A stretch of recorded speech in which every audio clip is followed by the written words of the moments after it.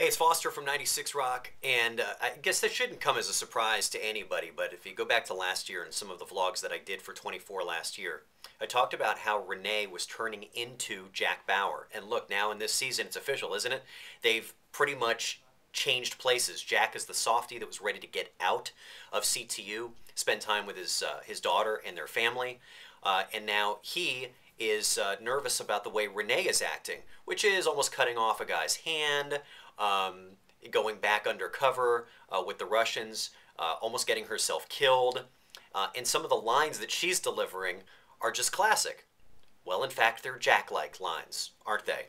Some of my favorites from last night's episode when she almost got the Russian guy's hand off, and then she looks at him and he's sitting there bleeding, and she says, "Don't cry like a baby." And then at the end of the episode, which was just a wonderful end of the episode where the Russian guy next to her is killed, and she doesn't bat an eyelash. And she says, "Do it. Just do it. Pull the damn trigger. Come on. Don't make me grovel. Do it." Cold. Evil. Just amazing stuff. But I have to say, my favorite part of the exchange between Vladimir and Renee last night is when Vladimir looks at Renee and says, "Renee, I like you. You've got balls." She says, "You really know how to treat a girl." I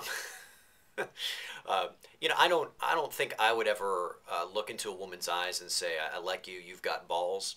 But the Russians, they're just a little bit different. So that's an example there. Big theme here this season is tough women, isn't it? Renee, certainly, who's turned into Jack Bauer. President Taylor is the real deal. I mean, the way she puts down the ultimatum, says she's willing to walk away from the peace process if President Hassan is willing to execute the people behind his assassination attempt. She says, "Look, it's just not going to work."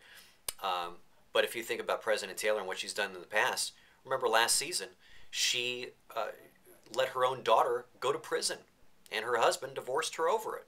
So I would think the tough women thing is going to be a theme throughout this entire season.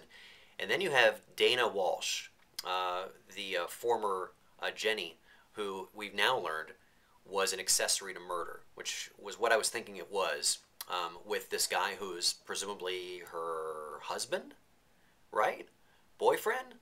That they committed a murder together. He thought that she testified against him. She says that she didn't. I don't know about that storyline. I'm not completely bought into it, but I guess we'll wait and see on that one. Till next week.